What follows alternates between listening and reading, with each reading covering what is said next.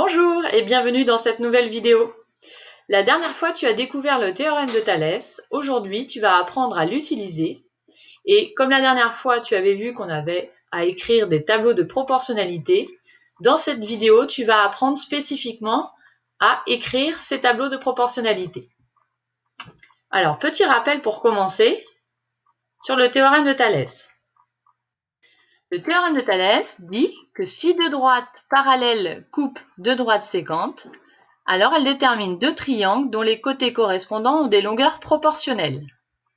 Donc dans ce genre de figure, on a deux droites sécantes coupées par deux droites parallèles, donc on va pouvoir dire que les côtés des deux triangles sont proportionnels, et donc on va pouvoir écrire un tableau de proportionnalité. Donc l'objectif de cette vidéo est apprendre à écrire ce genre de tableau.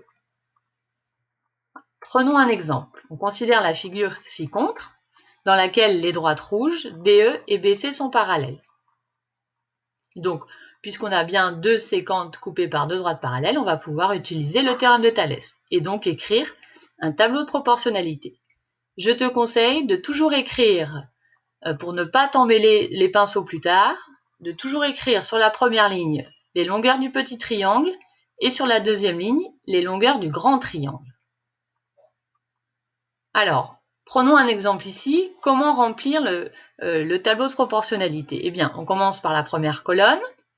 Et ce qu'il faut absolument, c'est repérer les deux triangles. Donc ici, le triangle ADE, le petit triangle, et le grand triangle, ici le triangle ABC. Et ces deux triangles, ils ont un sommet commun qui est le point A. Donc tu vas voir que les quatre premières longueurs que l'on va écrire commencent par le point A.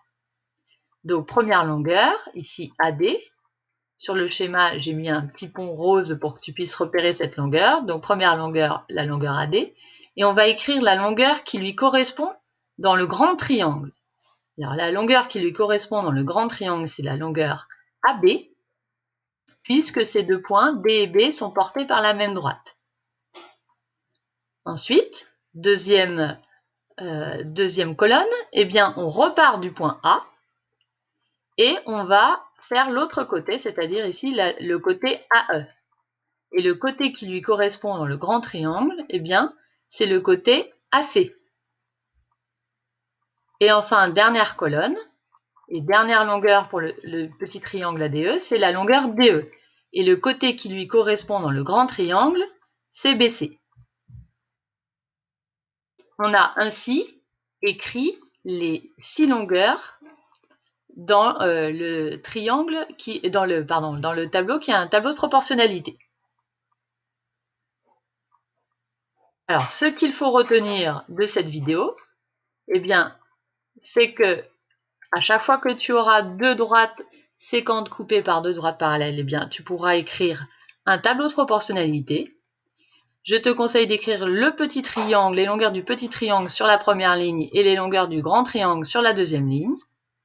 Et ensuite, tu complètes chaque colonne en écrivant petite longueur sur grande longueur, petite longueur sur grande longueur, et enfin petite longueur sur grande longueur avec les droites parallèles. Voilà, cette vidéo est terminée. N'hésite pas à me poser des questions. À bientôt!